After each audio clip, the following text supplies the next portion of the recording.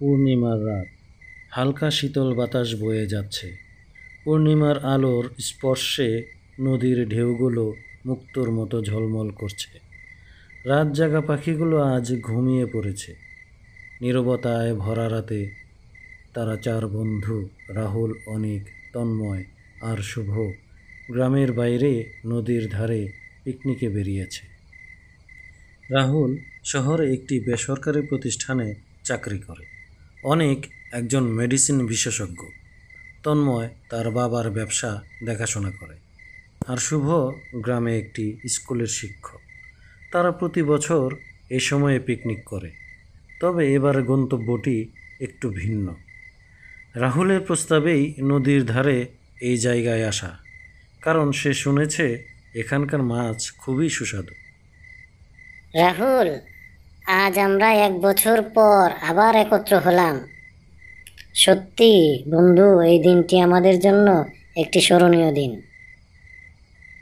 রাত বাড়ার সাথে সাথে তারা আগুন জ্বালিয়ে রান্না শুরু করলো। তন্ময় আর শুভ একটি গাছের গুঁড়িতে বসেছিল। অনেক রান্না করছিল আর রাহুল মোবাইলে কথা বলছিল। হঠাৎ করেই এক বৃদ্ধ তাদের কাছে এলো। বৃদ্ধের কাঁধে জীর্ণ চাদর। তোমরা এখানে এসেছো কেন বাছারা? জানো না এই জায়গাটা অভিশপ্ত? ওমা, অভিশপ্ত? বুড়ো দাদু, তুমি মজা করছো নাকি? আমরা তো পিকনিকে এসেছি। মজা করছি না বাচারা। আজ পূর্ণিমার রাত।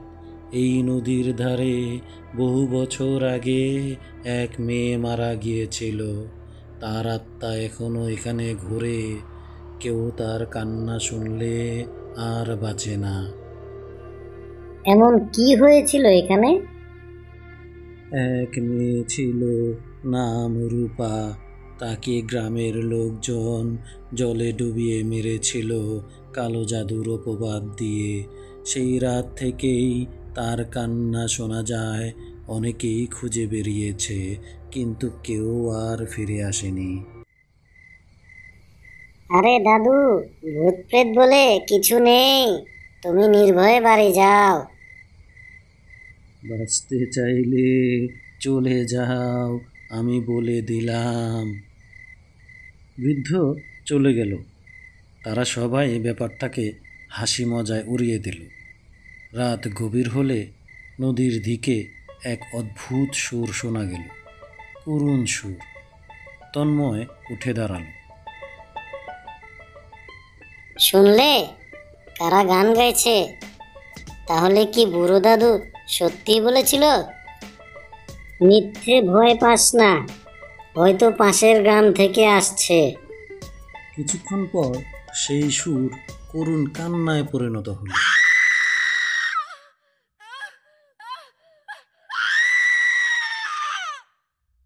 এক মুহূর্তে সবাই থমকে গেল।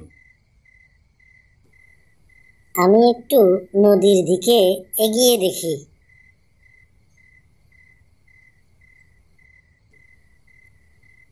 ওখানে কে? বেরিয়ে আসো। কোনো উত্তর নেই। হঠাৎ শুভর পায়ের কাছে একটা ঠান্ডা হাত এসে পড়ল। সে ভয়ে আটকে উঠল।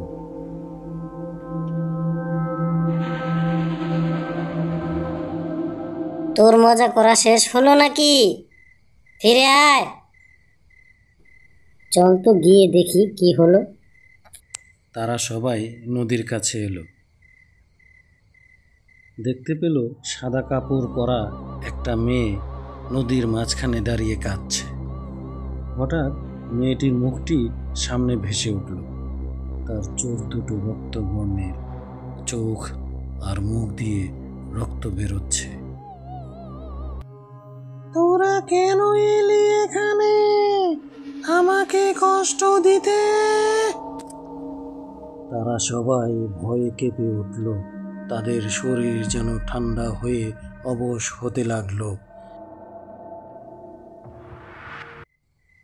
তারা ভয়ে দৌড়াতে শুরু করলো।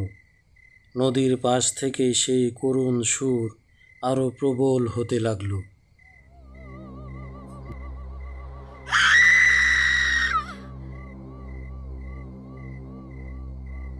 বুড়ো দাদুর কথা মনে পড়তেই তারা বুঝল সে সত্যি বলেছিল। পেছনে তাকাতেই দেখল বুড়ো দাদু তাদের দিকে তাকিয়ে মুচকি হাসছে। আমরা ভুল করে ফেলেছি, আমাদের চলে যাওয়া উচিত ছিল। তারা আরো জোরে দৌড়াতে লাগলো। হঠাৎ মেয়েটির আত্মাটি তাদের দিকে এগিয়ে আসতে শুরু করলো।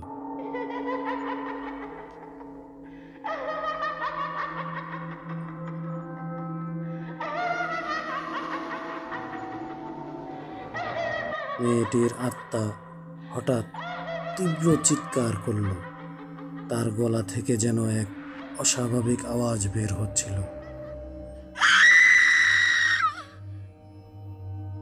মেয়েটি সবার সামনে এসে দাঁড়ালো। মেয়েটি তার হাত বাড়িয়ে অনেকের দিকে এগিয়ে এলো। না, না। এক মুহূর্তে অনেকের দেহ যেন পাথরের মতো হয়ে গেল। তার চোখ বন্ধ হয়ে আসলো। তার শরীরটা তীব্র ঠান্ডায় জমে গেল আর চোখ দিয়ে রক্ত ঝরতে শুরু করলো। অনেকের আর বাড়ি ফেরা হবে না, এখানেই তার শেষ পিকনিক। অনেকের মরদেহ মাটিতে পড়ে গেল। এরপর মেয়েটি তাদের দিকে এগিয়ে আসলো। তার হাসি এমন ভয়ানক ছিল যে মনে হচ্ছিল সারা পৃথিবী ভেঙে পড়েছে। তারপর সে একে একে সকলের বন্ধুর দিকে তাকালো। আমি তোদের একে একে সবাইকে মেরে ফেলবো, তোদের কাউকে ছাড়বো না। রাহুলের চোখে অন্ধকার নেমে আসলো। সে বুঝতে পারল তারা আর কখনো বাড়ি ফিরে যেতে পারবে না। রূপা তাদের সাথে করে নিয়ে চলে যাবে। এটাই তাদের শেষ পিকনিক। হ্যালো বন্ধুরা, গল্পটি ভালো লাগলে আমার চ্যানেলটি সাবস্ক্রাইব করে দিবেন আর লাইক, কমেন্ট, শেয়ার করে দিবেন যেন আরও সুন্দর সুন্দর গল্প নিয়ে আসতে পারি আপনাদের মাঝে। ধন্যবাদ।